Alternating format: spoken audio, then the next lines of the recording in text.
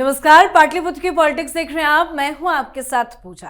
शिक्षा मंत्री धर्मेंद्र प्रधान ने आखिरकार इस्तीफा दे ही दिया। नीट पेपर लीक केस में उनके इस्तीफे की मांग करते हुए कॉकरोच जनता पार्टी पिछले 36 दिन से जंतर मंतर पर धरना दे रही थी। इस्तीफे के बाद जंतर मंतर पर कॉकरोच जनता पार्टी के प्रमुख अभिजीत दीपके ने कहा कि वो कहते थे इस सरकार में इस्तीफे नहीं होते, लेकिन झुकती है दुनिया, झुकाने वाला चाहिए। खैर, इस्तीफा तो हो गया, लेकिन कॉकरोच जनता पार्टी की मांगे अभी खत्म नहीं हुई है और दिल्ली से शुरू हुआ विरोध प्रदर्शन जो बिहार तक पहुंचा है वो भी खत्म नहीं हुआ है। आज बिहार के कई जिलों में जबरदस्त बवाल देखा गया। प्रदर्शन के दौरान पत्थरबाजी भी की गई, जिसके चलते छात्रों को हटाने के लिए पुलिस को हल्का बल भी प्रयोग करना पड़ा। बवाल इतना हुआ कि तेज प्रताप यादव को हिरासत में भी लिया गया। कई जगहों पर छात्रों और पुलिस के बीच में झड़पें की घटनाएं भी देखने को मिली। तो धर्मेंद्र प्रधान का इस्तीफा तो हो गया, पर क्या अब भी बिहार में बवाल है? आज इसी पर चर्चा करेंगे। मेरे साथ स्टूडियो में मौजूद हैं कैपिटल टीवी के एग्जीक्यूटिव एडिटर राजीव जी। सर, आपका बहुत बहुत स्वागत है। आज तो धर्मेंद्र प्रधान ने इस्तीफा दे दिया, लेकिन बवाल इतना ज्यादा आज बिहार में हुआ है, क्या ये बवाल आगे भी देखने को मिलेगा? देखिए, बिहार के बवाल का ये पेपर लीक से कोई लेना देना नहीं जी। बिहार में ये वामपंथी छात्र संगठनों ने सबसे पहले प्रदर्शन किया, बहाना बनाया पेपर लीक का मामला। वामपंथी छात्र संगठन, इनका मकसद ही है कि समय समय पर प्रदर्शन करना, लेकिन यूनिवर्सिटी कॉलेज में करते हैं। ये यूनिवर्सिटी कॉलेज के कैंपस से बाहर जब निकलते हैं तो वही देशद्रोह के नारेबाजी करते हैं, और उसके बाद उससे बाहर निकलते हैं तो फिर ये हिंसा पैदा करते हैं।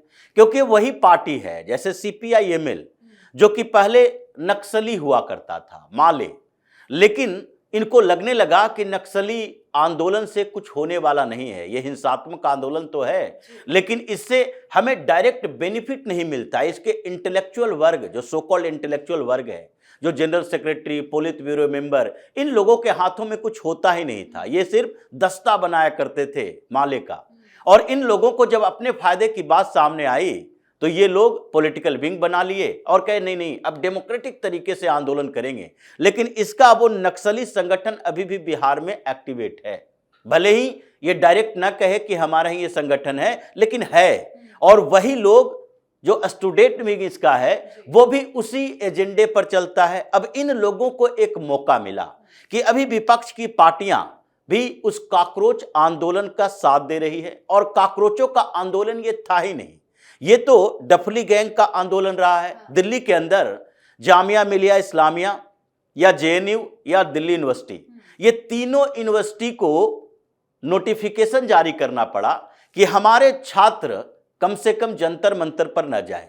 वहां अगर प्रोटेस्ट करने जाते हो, कुछ परेशानियां पैदा होती है, तो उसकी जिम्मेदारी यूनिवर्सिटी नहीं लेगी, और अगर आपका अटेंडेंस कम होता है तो फिर उसकी जिम्मेदारी आपकी होगी। इसलिए नोटिफिकेशन जारी किया, और फिर यह भी कहा कि इस तरह से जो सोशल मीडिया पर पोस्ट डाल रहे हो देश के खिलाफ, सरकार के खिलाफ, वो पोस्ट डालना बंद कर दो। क्योंकि यही यूनिवर्सिटीज हैं जहां पर ये वामपंथी संगठनों ने कुछ बच्चों को बरगला दिया है। ये जनरेशन चल रहा है इन लोगों का, जो कि माइंड वॉश करता है ऐसे कि क्रांति करना ही तुम्हारा उद्देश्य है, और क्रांति करने के लिए क्या चाहिए?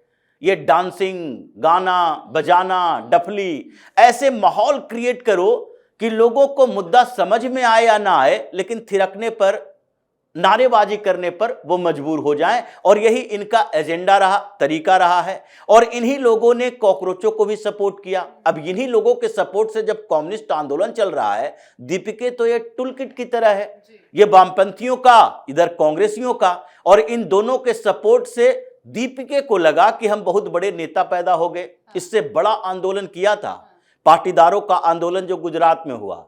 हार्दिक पटेल उस समय लगा कि गुजरात का मुख्यमंत्री ही बन जाएगा। भारतीय जनता पार्टी के खिलाफ ये कांग्रेस भी ज्वाइन किया।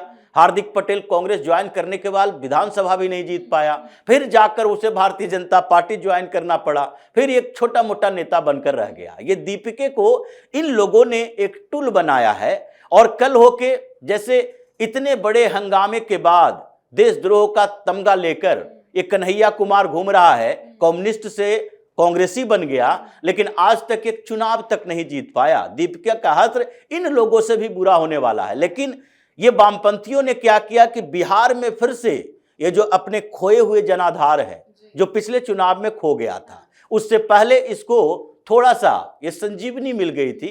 राजद के साथ गठबंधन पहले भी था और नीतीश कुमार भारतीय जनता पार्टी के गठबंधन का असर थोड़ा कमजोर रहा। इन लोगों ने उसे पुनर्जीवित कर दिया, इस बार उसको कुचल दिया गया। अभी वामपंथी पार्टियों की स्थिति बिहार में फिर वही हो गई जो कि 95 से 2000 के दशक में हुआ करते थे।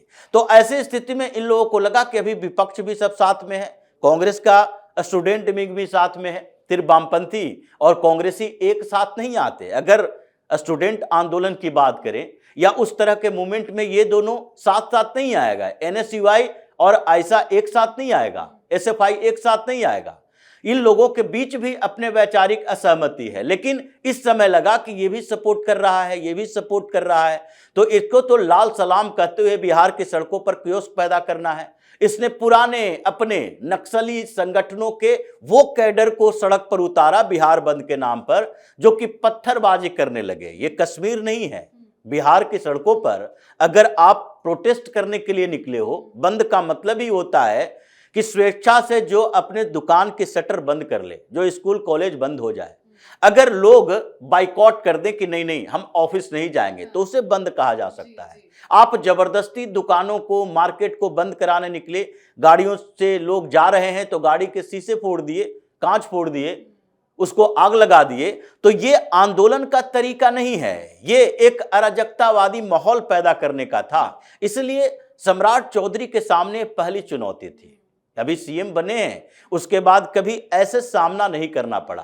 थोड़ी सी चूक हो गई इनसे कि जब रात से ही आपने छुट्टियां कैंसिल कर दी सारे पुलिस वालों को, जब आपको यह पता है कि ये वामपंथी संगठन क्या करने वाले हैं, आपको यह भी पता है कि कौन कौन से एरिया में हो सकता है ज्यादा, आपको यह पता है, जानकारी है कि कटिहार में होगा, जानकारी है भागलपुर में होगा, यह भी जानकारी है कि बेगूसराय के एरिया में होगा, और आपको यह भी पता है कि मगध रेंज में सबसे ज्यादा प्रभाव पड़ेगा, क्योंकि सीपीआई-एमएल का सबसे बड़ा प्रभाव है, राजद का भी प्रभाव है। तो उन क्षेत्रों के अगर 150-200 नेताओं को उठा लेते तो उसके बाद सुबह से ये ड्रामा नहीं होता।